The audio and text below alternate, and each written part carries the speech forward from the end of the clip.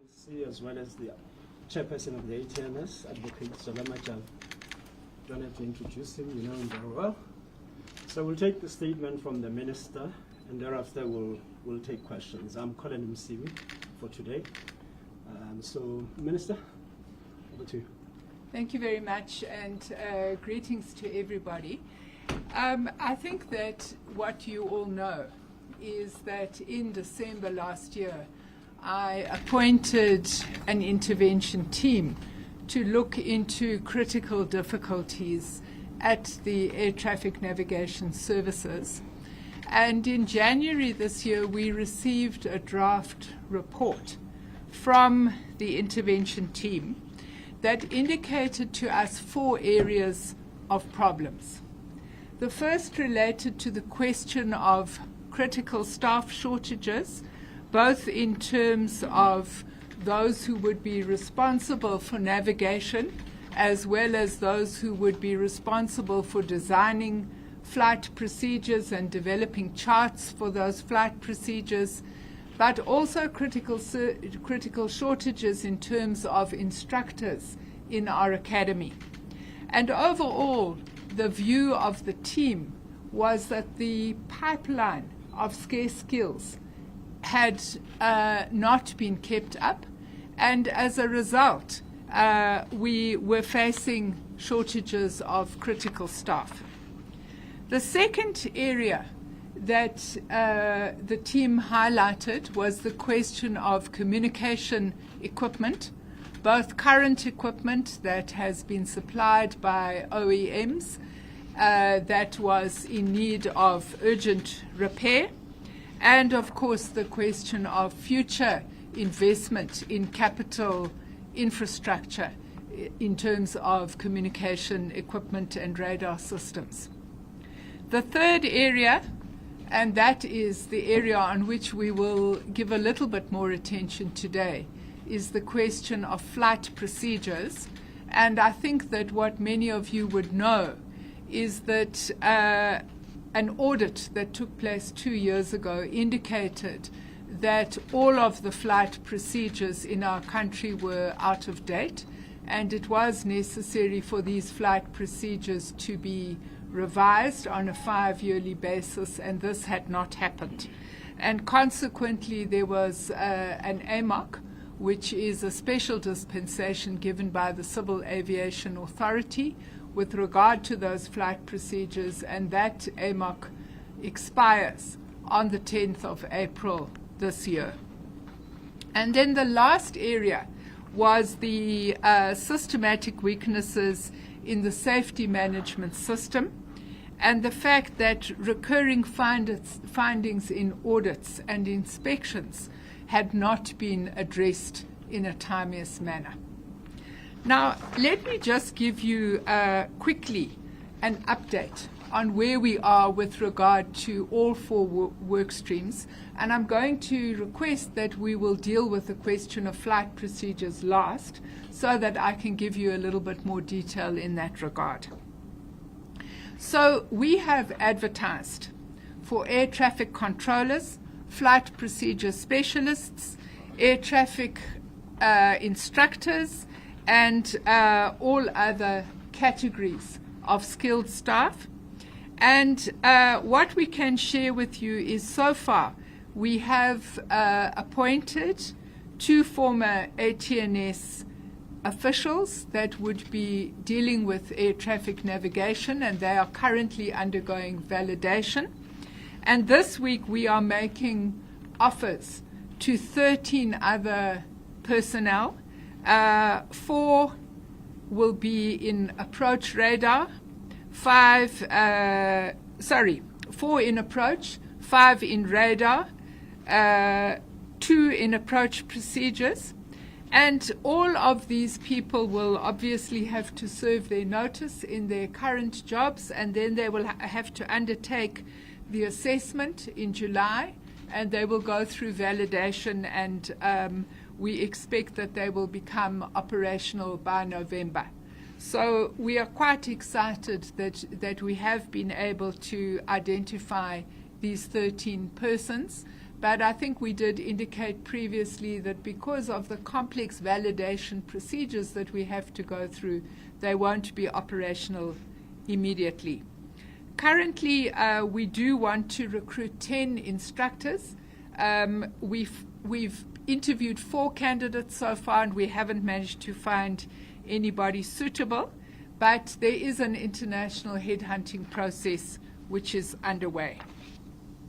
With regard to the critical communication systems, in terms of computer hardware, arrivals managers, and air traffic flow management systems, we have been in touch with the OEMs, and the OEMs have indicated that by mid-April they would be in a position to respond to bids and to begin to address issues in this regard.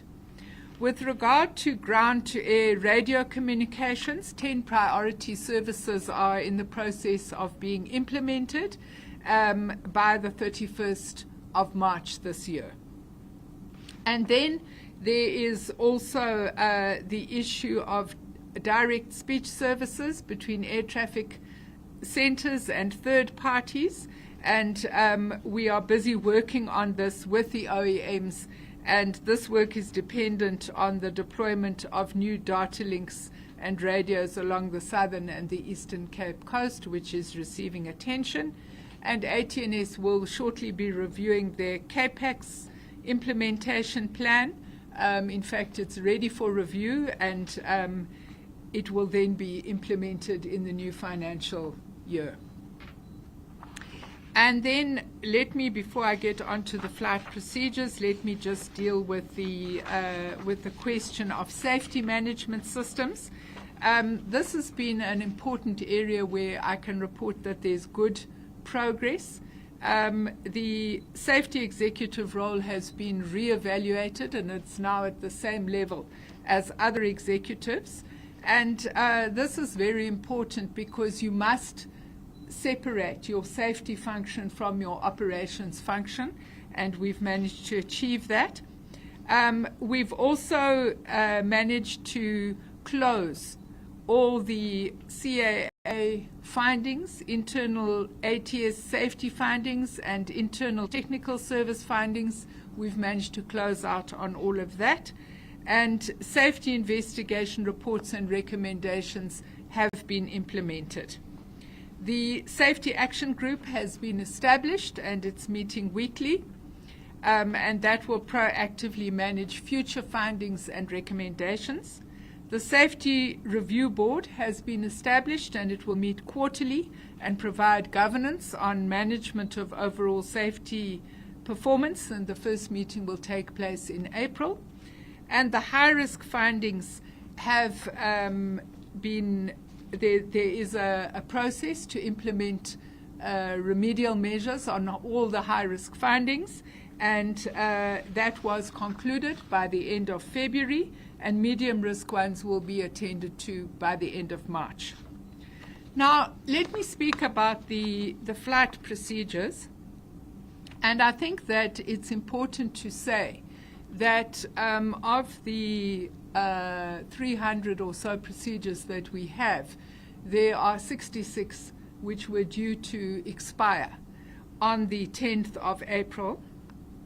And what we have done is that we have now separated those procedures into 2 categories.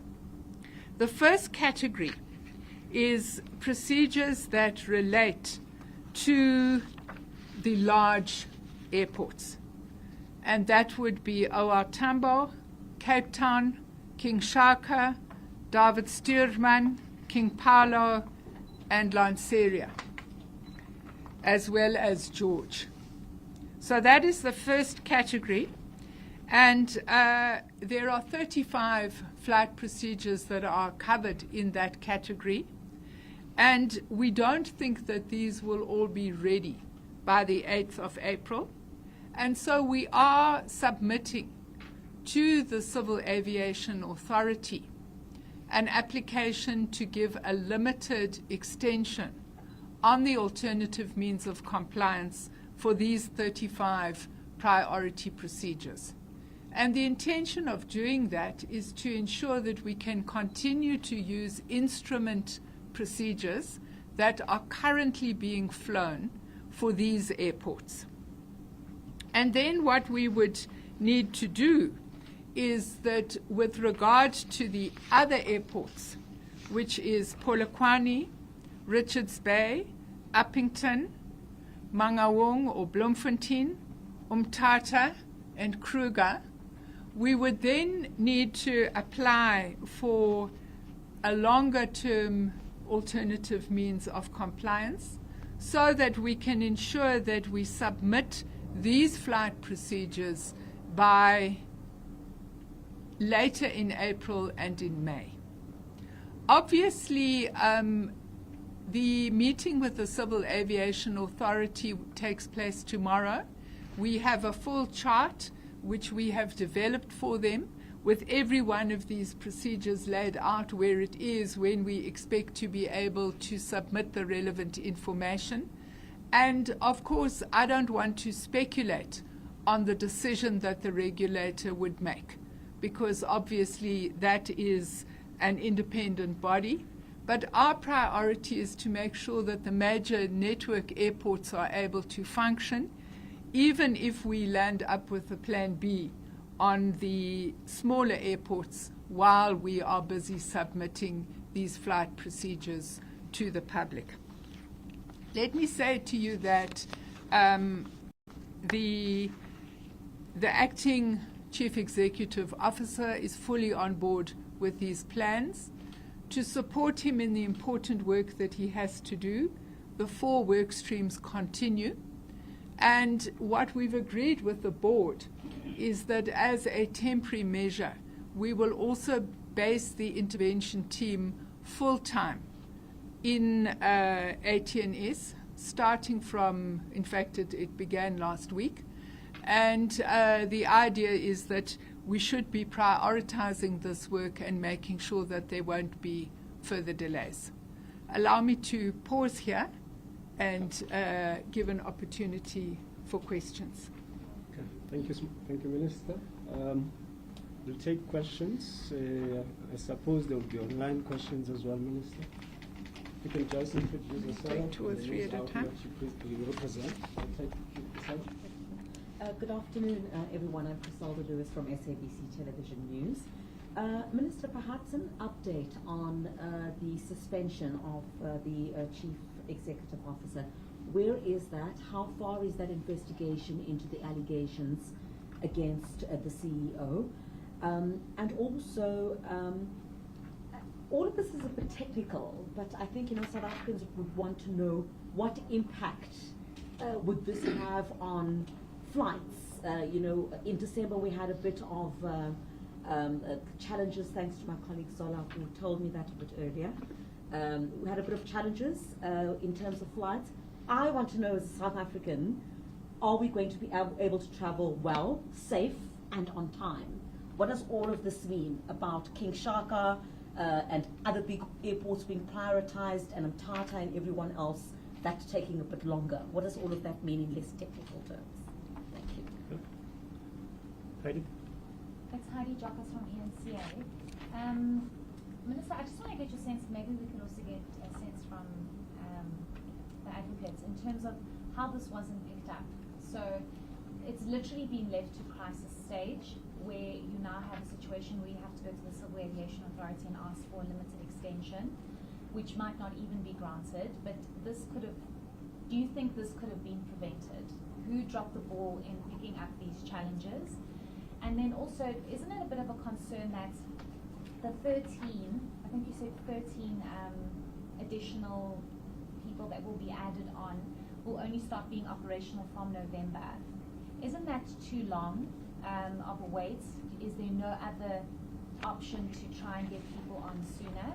And then maybe just on the point of what Crisalda asked, what does this mean for flights beyond the 8th of April should you not get your extension from the Aviation Authority? Thank you. Another question? Okay, Minister. So I think let's start with the question of what does it mean to the passenger. And really, the whole purpose of having flight procedures is so that planes are able to fly on instruments during bad weather. So if we land up in the worst case scenario where we don't have any extension, planes will be able to fly, but they will not be able to fly on instruments in bad weather. And I think what we all understand is that while pilots are extremely skilled and go through, is it hundreds or thousands of hours of training? Thousands of hours of training, the whole reason that technology has developed is so that we can enhance air safety. And I think that at all times, the Civil Aviation Authority, ATNS, and myself as the Minister responsible for transport want to prioritize safety. I think that is the most important issue. None of us like to be delayed. None of us like to be late. I'm a person who often has to catch 3 or 4 aircraft a week, and I don't like being late. But I'm also aware that the most important issue is safety. So we are working to ensure that we will be able to continue to fly on instruments to the big airports. If we land up with a situation, worst case scenario, it may mean that in bad weather, flights will be delayed to smaller airports. Nobody wants that, and nobody wants that inconvenience, but I'm sure we are all agreed that safety is the most important priority. Heidi, we have been working on these procedures. I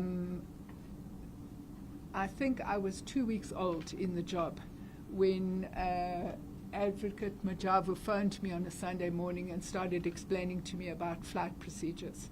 And we have worked together with the ATNS management team. We've had a meeting every 2 weeks since July. I think the complexity that we have found is that the way in which the submissions to the Civil Aviation Authority have been done have been what I can call a tick box exercise. So we were told that these flight procedures have been submitted. But a flight procedure is not considered submitted by the Civil Aviation Authority until the charts are submitted. And just on these 61 that I'm talking about, there are 177 charts that have to be concluded. They're not all outstanding. But the two of us have done cross-checking, but unfortunately what we found is that the information that we were receiving from ATNS was not accurate. And I think that would relate to issues that would now be under investigation. So I've asked the board to appoint an investigation, and I think that process, I'm told that process is in motion.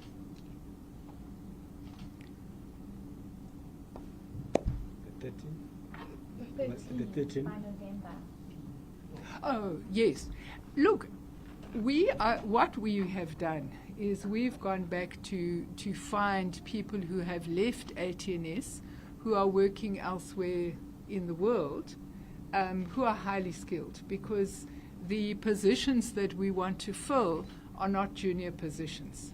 So when you re-establish the pipeline, you will be bringing junior people into the system, and that is obviously important because South Africans in the air traffic navigation space and in the flight procedure space are highly sought after by the aviation sector across the world.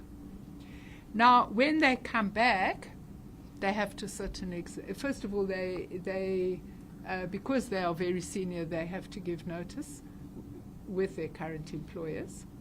Secondly, when they come back, they have to sit an exam, and then there is the validation period. The validation period is, we can call it on-the-job training. So the warm bodies will be working in the system from August, but they will not be operating independently. We would love to do it quicker, and I think that we have looked at every which way, but you would understand that the personnel that, for example, are in the control tower at OR Tambo, you don't find people like that strolling around on the street. And when you bring them back, even if they have been working in very sophisticated environments in other areas, they've got to come back and be valid on these very flight procedures that are hampering the situation, because you would want to know that they are working on the correct procedures for the correct airport with the correct aircraft. Ms. Minister? Yes, please, Just Anthony. as a follow-up, the irony is some of these people are actually our own. We trade them as a country. We lost them to Qatar during the World Cup. I lost 16 in December to the UAE. And now having to get them back, you pay premium. And then when they come back, in terms of the established regulations, you don't just put them on a seat. They have to undergo a validation period with prescribed timelines, and those timelines are not very flexible. So that's why they are only seat ready in November, even though we had contracted them much earlier. The same goes for the flight procedure designers. They go through the same validation process. For air traffic controllers to be fit enough to sit in a tower like OR Tambo, you need your very, very senior people. And those are the people that get poached by the Australians, by the UAE, and everybody else. The Americans are now also trying to steal from us. We have to now go back and get everyone back. So it's not a simple process. It's not as if we just woke up 2 months ago. The minister was luckier in that she got baptized in fire in August or so. We had been dealing with this prior to that, and it is unfortunate that we ended up in a situation where we are competing for scarce resources. So I just wanted to set the record straight. Was the ball dropped? Of course the ball was dropped much earlier than our term, but we accept that we step into those shoes, but efforts had been in place. Just to give you an idea, we contracted a company on the 26th of September last year, went through all the processes, and when we brought them into the country, they failed the validation by the civil aviation. So we couldn't risk using their expertise only for the work that they produced to be rejected. Then we had to start the process again. And we are also vying for the same resources with the regulator as well. You know, because these types of skills are very scarce resources all over the world. We can't compete with oil money, and this is why we're doing the best that we can under the circumstances. On the part of the impact, I think the minister answered it well. It does not mean that you can't fly. I happen to be a pilot myself, so I have a little bit of understanding. It's all about using technology to ease the pressure on pilots and to ensure safety. But absent the procedures, you can still be able to fly in safely, but it's a bit risky. It's a bit complicated, yeah. And that's the honest truth. As advocate, as a follow-up. Yeah. Okay. Sorry, I just saw here in my notes that so you've obviously lost a lot of people, like you've just mentioned. Could you tell me what the shortage is? Like how many you currently have and how many you need? We'll give you that information in writing. Okay. We haven't got it here at the moment. Okay. But I think what Advocate Majabu has indicated is that these resources are in international demand. So you would understand that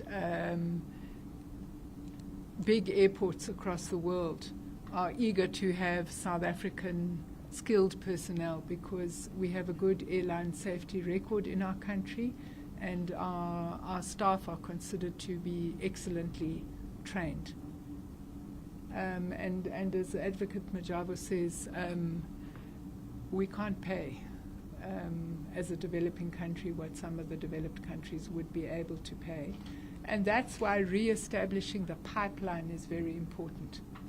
This is not the first time that we faced this situation.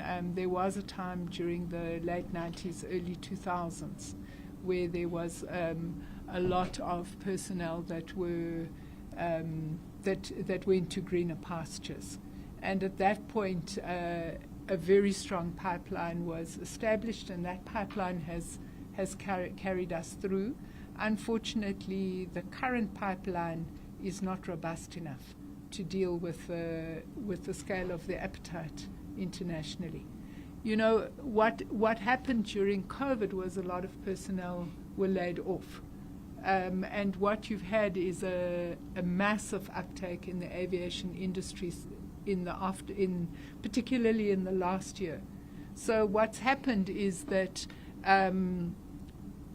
sectors that would have been understaffed have suddenly, because of the resurgence in aviation, needed personnel.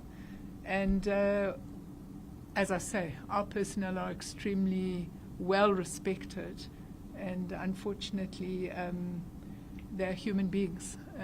A good offer is a good offer. Okay. Thanks. Maybe just before we come back to the room, can you take questions from outside, online? Yes, Mr. Naren. There's a question from online coming from Lyndon Ben, who is with Plain Talking.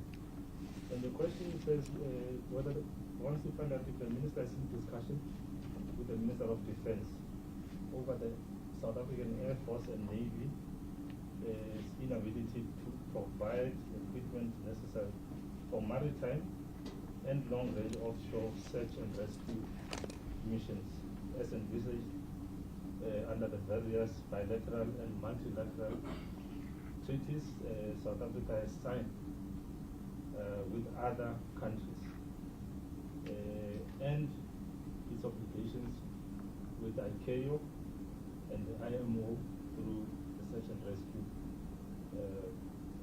South African search and rescue. The Minister of Defence has not approached me on this matter. Okay. Any other questions? No? Okay. Online? We're done. Online. This is the one online question. Okay, Krishna? Minister, there was actually a message that during this briefing we actually received from a frustrated ATNS employee at one of the airports who also want to know about, you know, the delayed salary negotiations of operational staff, which they say is part to blame for us losing staff to overseas companies. And yes, while we may not be able to compete in terms of what they're being remunerated, they're saying there's delayed salary negotiations, and also they could get a timeline on how long this investigation into the suspended CEO is likely to take.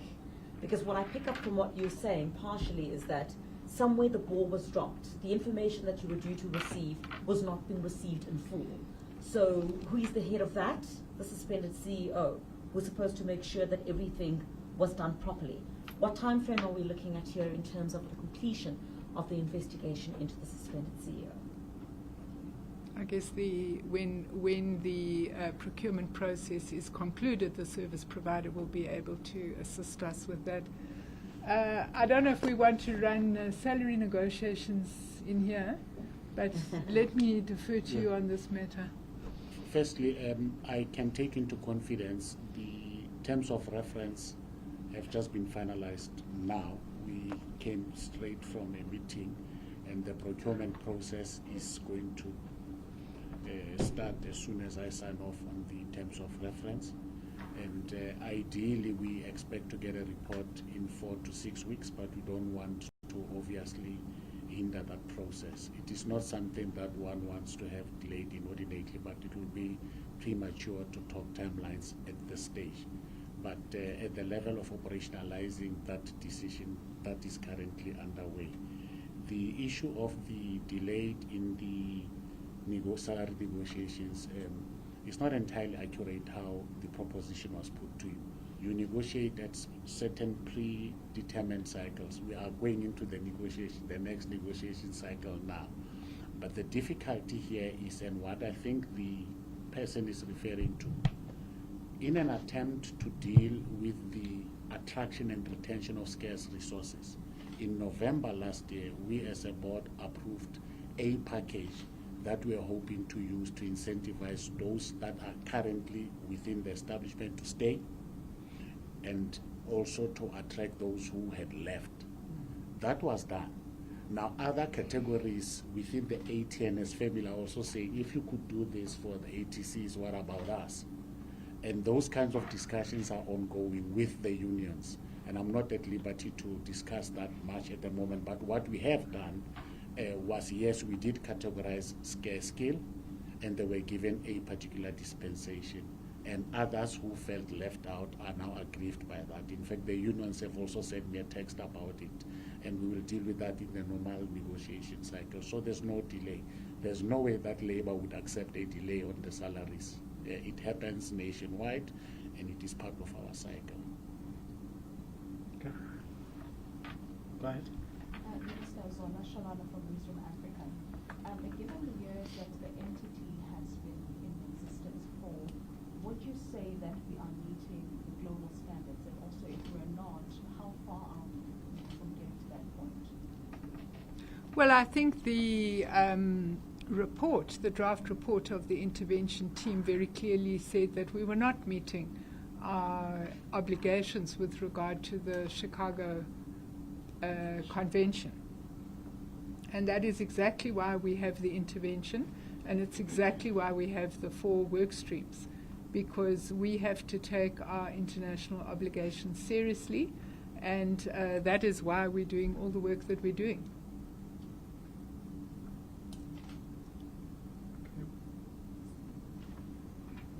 Any other questions, colleagues? Heidi? Priscilla? Yes, sorry, just perhaps I heard you, I'm just trying to be sure, Advocate, that I heard you well. You said a report in the next 4 to 6 weeks pertaining to the investigation regarding the CEO. You're likely to receive that in the next 4 to 6 weeks. Thank you very much. I just wanted to be, just for accurate reporting purposes. That's fair enough. Obviously, if we receive it earlier, that will be hallelujah. But in terms of the timelines, that is the lead time, because we thought that it would be realistic. If whoever gets appointed feels that they need additional time, they will motivate, and depending on the reasoning for that, we might extend or we might even shorten the timeline. Okay.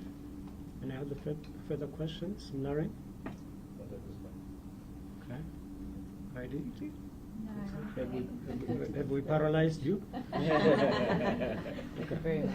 Thank you so much, Thank you. colleagues. Thanks so much. Thank and you, thanks, Minister. colleagues. That brings us to the end of the question.